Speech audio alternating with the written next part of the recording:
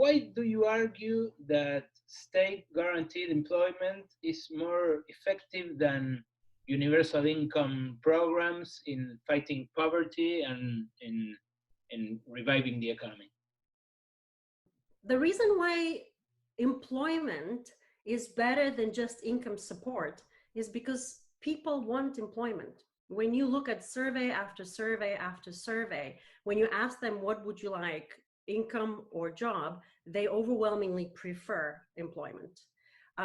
The second reason is because poverty is much more complicated. It's not just the absence of income. You know, most people just stop there. You know, they realize that on the surface, somebody needs to spend and, you know, have some income to feed themselves. But as a practical reality, the economy works in such a way that people get empowerment, recognition, opportunities, connections and contacts, all the things that are necessary for a person to build their economic life, to start growing their wealth and assets. It happens through paid employment. And so if we're serious about, you know, finding a structural solution to the multifaceted aspects of poverty, we can't stop at income alone. So the job guarantee is, well, the direct solution.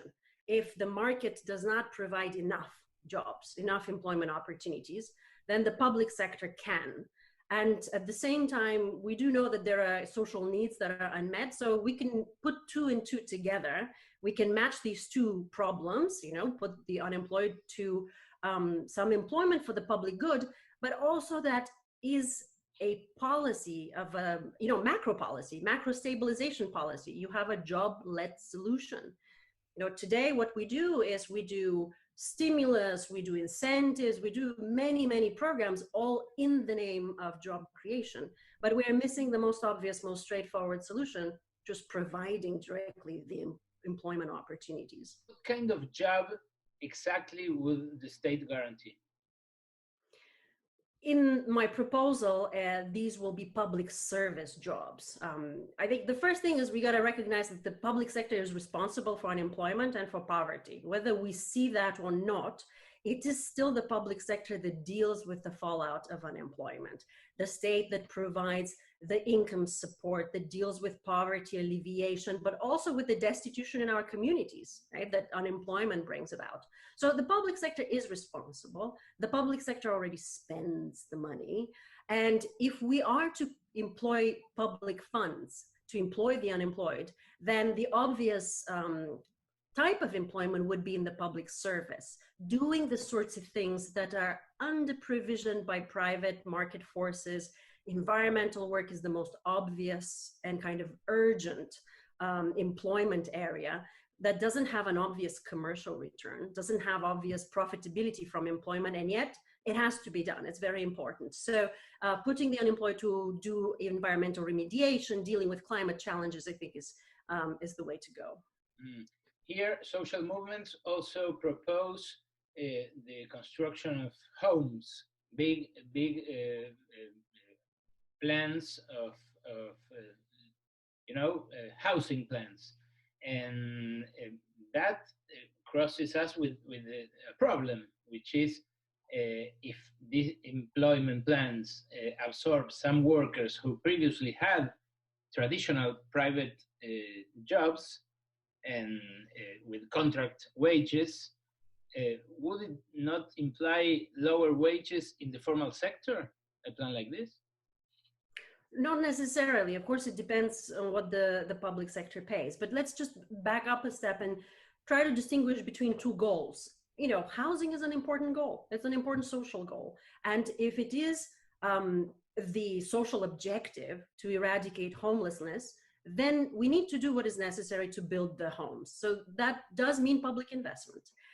If that means, competing for some construction workers, it is part of the social project. Of course, we're not proposing that these should be low-paid jobs.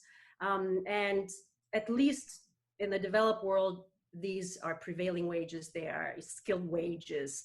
So that is not what the job guarantee is. The job guarantee is really a policy that provides employment for the unemployed. There may be many other social goals, strategic goals, eliminating hunger, homelessness, providing healthcare. These are in the purview of the public sector for their other benefits alone. But what I'm suggesting is we need to carve out a program, an additional program that also provides on demand, directly, employment opportunities for people who come in, because unemployment has such devastating effects on the person, on the family, on the community. And so creating employment with the people in mind is what the job guarantee is. And then we are really talking again about the sorts of things that the private sector doesn't typically do. And, you know, small infrastructure projects, care projects, environmental projects, even basic sanitation, which, as we have discovered in the pandemic, is essential. It's absolutely our lives depend on it, and it's critical. So we can't think of jobs as unproductive in this sense. We need to recognize that the green jobs, climate jobs, they're actually very important, that can be done with all skill level by anyone who can participate in that kind of public project. You wrote a lot about the cost of unemployment. You say it's much higher than we usually measure. What are the hidden costs of unemployment? Yeah, often people just think about the income support programs for the unemployed, like unemployment insurance. But that's not even the cost of unemployment. That's the basic thing that one must do to make sure people don't starve and die. But the cost of unemployment, the vast majority are non-monetary.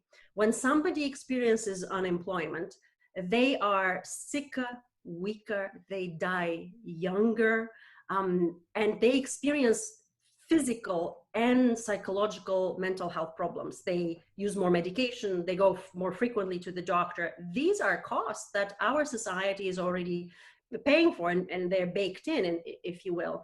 But then those costs are not just limited to the person, it's their family too. So children are malnourished. They go to school unprepared. They cannot, pay attention in school because they don't have basic security and safety in the home. Spouses are under stress and duress. And then you go on from human trafficking to slave labor to inequality that comes from the absence of good jobs to financial. I mean, we have far too many social and economic problems that are connected in one way or another, directly or indirectly, to the absence of a good and stable job. Mm-hmm. And so if we were to take the direct approach to provide employment opportunity at living income, basic, decent living income to a person, we in fact are mitigating, we are reducing those costs that we currently bear, but we don't see them so obviously as part of the policy response, but they're hidden, they're with us. In a country like Argentina with fiscal constraints and dollar supply constraints as well, how should such an employment plan be financed? Well, it needs to come from the public sector. So the reason is because the public sector is already responsible. The public sector is already paying the costs of unemployment and dealing with the public health effects with the unemployment. That does mean that it will have a net zero cost? No, it does not mean that it will have a net zero cost. And I don't think that should be an objective, to have net zero cost, because, imagine a country is plunged into a dramatic crisis and unemployment shoots up. What typically happens, the government has to step in and provide stimulus. It always is part of the package of responding to these crises. And we very often, provide very large subsidies or contracts to firms in the hope that they will create enough employment opportunities. But we have become accustomed with jobless recoveries, right? To jobless recoveries. So what is happening is we do respond with the public purse. We do spend the resources, but we are not doing the straightforward solution. So there will be occasions when the public sector has to move into deficit. That is part of the automatic stabilizers. And when the economy recovers, then that expenditure shrinks. So it's not the size that it is important, but the manner in which we spend and the results that we get out of the spending. So yes, I appreciate that Argentina has some fiscal constraints, but we also have to recognize that those are largely political and artificial constraints, not truly technical, in the very technical sense that the public sector does have financial resources. The Argentine peso isn't pegged from the dollar. There are considerations about having dollar reserves. I can appreciate that because Argentina has dollar denominated debt. There are multiple considerations, but you do have the fiscal space and in a sense, the sovereign currency power of the state to employ your domestic resources, locally, domestically, to provide unemployment for local production. It's very interesting. You got to travel to Argentina in the early 2000s to study the plan Jefas y Jefes de Hogar Desocupados, which was a very remarkable plan here in our history. Is that the model you have in mind in your book? Can Argentina look at that case to solve this new crisis 20 years after? I have to say, I owe Argentina a lot in terms of what I learned there and in terms of my experience. At the time, a colleague of mine, Daniel Kozler, was an economist at the Ministry of Labor, who had invited me and my team to come and look at Plan Jefes, which in part was very similar and somewhat motivated by some research we had done on the employer of last resort. It was very important to see because Argentina gave us a couple of lessons. If you go through the direct employment approach, you don't have to wait for GDP to grow for the jobs to come. The unemployment rate fell precipitously, directly and immediately. Usually, unemployment is a lagging indicator. You wait a very long time for it to recover, but you slog through jobless recoveries. In Argentina, the fall was immediate. Of course, it wasn't a universal program, so still the unemployment rate was elevated. But when you come down from double digits, 25, 30% down to 7, that's an extraordinary achievement. The second thing that Argentina taught us is that you can get programs up and running on pretty, short order. Within a few months, you can create community projects, useful projects that were valuable. And once I went and visited those projects, the kind of experience people got from the program, that was probably the most significant kind of finding for me, that people, yes, wanted employment. They did not want income. They felt empowered. They felt recognized. When you talk to the poorest and the most marginalized people and you hear their stories, you understand that that policy was with their concerns and considerations in mind. So participatory design, it was locally created. The communities designed the projects. So in many ways, I'm envisioning that, except not as a one-off, not as just a crisis policy, but something that is with us on an ongoing basis to provide employment when it's needed. Economists often argue that something like this would lead to inflation because of its financing. But you said we don't have to choose between inflation and unemployment. What is it based on, that affirmation? Yes, this is a canon. This is a very big precept in economics, that somehow we have a choice between either price stability or full employment. Yes. And that is based on a concept within economics called the NAIRU, or the natural rate of unemployment. And the idea behind it is that if an economy is growing and unemployment is falling, at some point, it could reach a level where people will have enough income that they will start spending, they will start buying product, and that might increase prices of product. And so in a way, the NAIRU says that we can't go any further. We have to keep a certain pool of unemployed people unemployed so that we can curb their expenditure and their spending power. There is a trade-off. And that is, I think, a concept that, the average person doesn't really think about. Economists know this very well. Financially literate folks hear this concept, and they know that the government and the central bank steps on the brakes. They remove whatever stimulus they are offering to the economy whenever they believe that we have reached the natural level of unemployment. So maybe that's 5%. So that's the magic number of how many destitute people, how many people without work an economy should have. So think about this for a moment.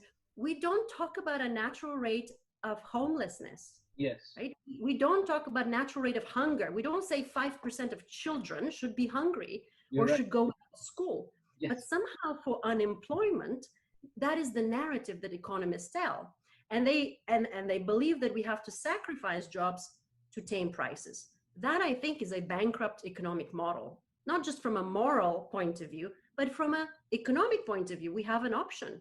We have an employment option, which can act as an inflation stabilizer. And the program that I'm proposing basically says, when the economy is going in crisis, we add stimulus through employing the unemployed. When the economy is recovering, when the private sector is growing, the stimulus is removed automatically as people find better opportunities, better paid employment, and they no longer rely on this support. So it's an automatic stabilizer that is precisely anchored on unemployment, and it's anchored at the bottom, right? Because we're not offering employment at very high wages. We are offering employment at the base, living minimum wage, where the job shortage is the biggest. And where people won't be comfortable during lots of years. It's like something temporary because of that low wage, isn't it? Well, for some, it will be temporary. I mean, this is something that we noticed with the Plan Jefes. The program did shrink quite quickly, that as soon as the economy recovered, a lot of people who were relying on that temporary employment actually moved back to better paid private sector employment. Now, if we think about it for a moment, on any given day, on a normal day, there is unemployment. And there are people even in the best of times in unemployment. So my expectation is that even in the best of times, the program will exist and will provide employment opportunities there. So there will always be some proportion of employment in the public sector. But for many, that will be a transitional employment opportunity and a safety net, employment safety net. Wouldn't it be necessary to reformulate the very idea of what work is to carry on something like this? Because I try to imagine how to put this in force, and I imagine, for example, struggles in the public sector, employees in the public sector telling the government not to hire people with lower wages than them. I imagine lots of I foresee the right wing reaction telling that there is no need to spend this money and that this will crash all the economy. How can it be done gradually? Do you imagine starting gradually with a plan like this and getting to the point? I mean, maybe a year after or something. I mean, I will concede that as a practical matter, most programs are, you start one step at a time. But I also think we should remember the post-war experience. When we put in place some of the most significant reforms that stabilized the post-war economy after the Great Depression and stabilized working families' lives, those for the time were quite radical. We put in place a minimum wage at a time when people did not have a minimum wage. And in the United States, we doubled the minimum wage in just a few short years. We put in place Social Security, that's retirement insurance, not as a pilot, not as an experimentation, for everybody. Elderly poverty collapsed, it fell, and child poverty collapsed because grandparents take care of the children. So that was an extraordinary measure. At the time was considered to be quite radical. So what I'm suggesting is that when we think about the public sector and the next step, the next policy that will provide some sort of floor that will support working families, we probably should go bold and big. And and then the political process is going to play out, and you will have to kind of fight for improvements in the policy. But I think one thing to maybe organize around, or to recognize the economic imperative. And the economic imperative is that we have two choices. We either pay for unemployment or we pay for employment. There is no other option. The costs are already baked in. And so we just need to figure out what kind of society do we want. Do we want to carry on with the status quo, or put in place a structural stabilization policy? And politics are politics, but when you poll the job guarantee, it's very interesting that it's the policy that garners a lot of support from bipartisan support and closes the partisan gap. It's also popular with conservative audiences and some very conservative audiences. So I think that there is space where we can come to an agreement that jobs, decent jobs are essential for families, and we can craft them in a way that doesn't